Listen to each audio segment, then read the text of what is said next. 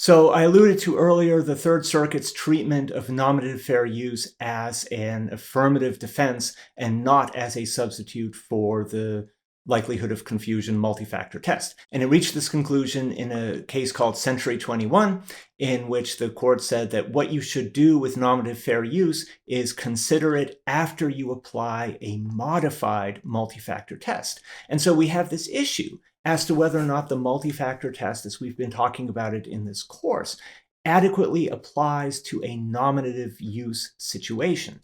And the court acknowledges the difficulty. After all, what relevance is mark similarity when the marks are identical, because you're referring specifically to the plaintiff's mark? And so the court gets this. By way of example, looking at the similarity of the mark would automatically lead to the conclusion that the use is likely to confuse simply because the mark is not merely similar, it is identical. And so the court says what we're going to do in this case is turn to those factors in the multi-factor test that appear most relevant in assessing likely confusion. And in this particular case, the court thinks that's the price of the goods and other factors indicative of the care and attention of consumers when making a purchase, the length of time the defendant has used the mark without evidence of actual confusion, the defendant's intent, our old favorite, and the evidence of actual confusion. And so query whether this is a sensible truncation of the multi-factor test, or whether we'd be better off doing something else, given that the multi-factor test evolved not to consider nominative uses, but to consider trademarks that were purportedly too similar to those of the plaintiff, situations where the defendant's trademark might lead to diverted consumers because the mark might make the consumers think that they were purchasing from the plaintiff. And so the dissent takes issue with the majority's truncated factors, saying to the extent that the majority places any burden on plaintiffs at all, it is so watered down that plaintiffs might prove likely confusion on one lap factor alone, saying that this kind of bifurcated test is actually doing defendants no favors and is making it easier for plaintiffs to shift the burden onto the defendants to carry their burden of showing that they meet the nominative fair use test, when of course there should be an adequate burden placed on the plaintiffs in the first place. But in any case, that's the Third Circuit's approach. It's always important to note, though, that either under the Third Circuit or the Ninth Circuit's approach, context really is key, because you can imagine a situation where you have the same kind of use that is said to be nominative, but one is clearly more likely to produce an infringement finding than the other. So I have two examples on the screen for ad copy for Joe's Coffee, where everything Starbucks coffee isn't. And you don't need me to explain why one would likely fail to pass muster under either the Third or the Ninth Circuit's nominative use test compared to the other. One is clearly making a use of the Starbucks mark in a way that is more than would be deemed reasonably necessary in order to make a reference to Starbucks, and could arguably be seen as suggesting some kind of sponsorship on the part of Starbucks, given the dominance of the logo in one of those two examples.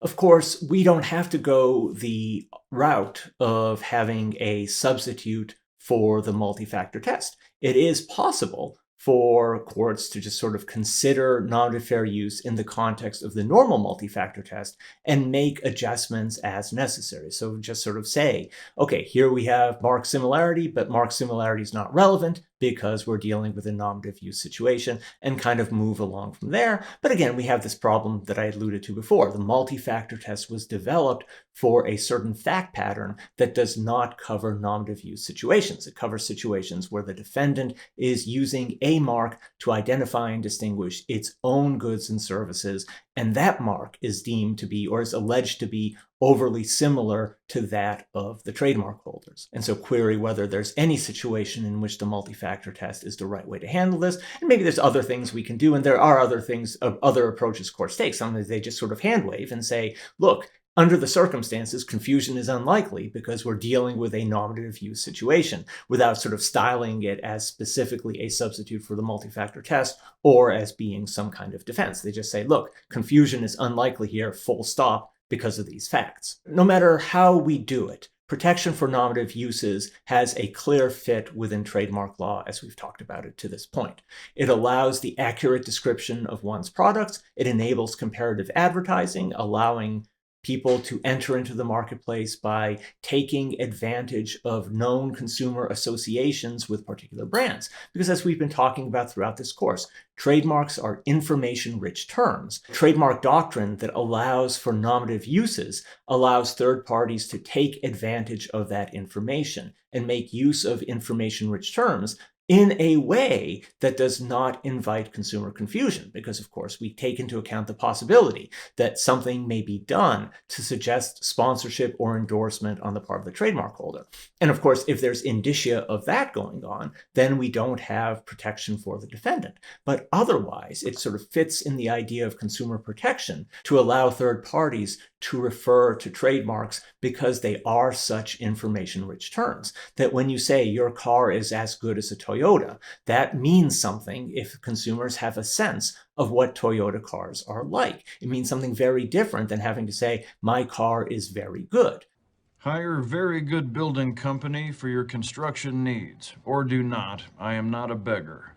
And then likewise, though, we still have protections for the goodwill of trademark holders, insofar as the tests involved with nominative fair use limit the ability to invoke the cachet of the plaintiff. And this is the idea. You only use so much of the mark that is reasonably necessary to identify the plaintiff's goods and services. One interesting issue that comes up in jurisdictions like the Ninth Circuit that have this very specific nominative fair use test is that we have the challenge of mark uses that are adjectival.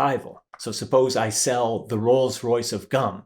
Is that a classic fair use, that I'm using an information-rich term to describe my products? Or is it a nominative use, that I'm invoking Rolls-Royce specifically and saying that my gum is like Rolls-Royce? From the perspective of the classic test, is Rolls-Royce used in a descriptive sense? Is there a descriptive meaning of Rolls-Royce? And also, is this a good faith use? Is this some kind of attempt to free ride on Rolls-Royce's reputation? But then from the perspective of nominative use, you're not really describing Rolls-Royce, although there is kind of a comparison to the trademark product. So, there is a reference.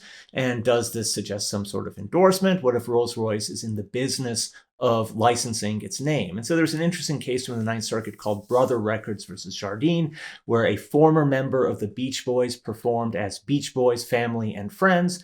And the court noted the defendant can argue convincingly both that the use refers to the defendant and that the use refers not at all to the defendant. And so rather than make things difficult for us, we're going to try both tests. And the defendant, at the end of the day, happened to lose both tests. One final note. It's important to keep in mind that a use can be nominative, but otherwise actionable. And so to illustrate that, consider the relatively famous case of Smith versus Chanel, which is sort of an early forerunner to the Ninth Circuit's treatment of nominative use.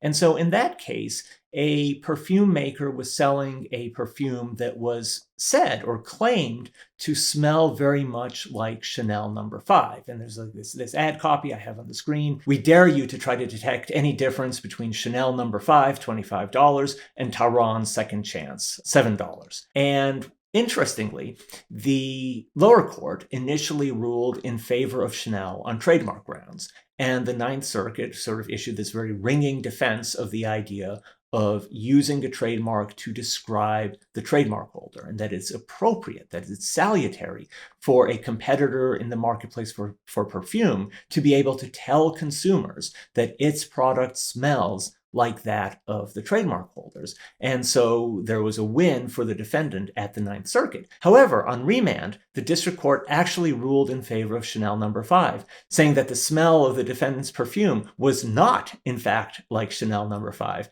and therefore there was actionable false advertising on the part of the defendant. So the bottom line point is, just because a use may be nominative doesn't mean that there may not be other consumer information doctrines out there that might provide a plaintiff for relief depending on the circumstances. And so we'll leave it there. Thanks very much.